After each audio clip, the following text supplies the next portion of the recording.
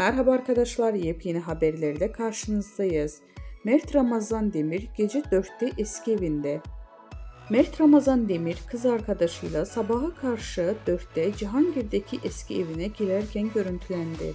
Cihangir'de oturan Mert Ramazan Demir geçen yıl sevgilisi Afra Saraçoğlu ile birlikte Ulus'taki bir eve taşınmıştı. Ünlü oyuncu eski evine geri döndü. Mert Ramazan Demir geçtiğimiz çarşamba gecesi saat 4'te Cihangir'deki evine girerken görüntülendi. Üstelik yalnız değildi.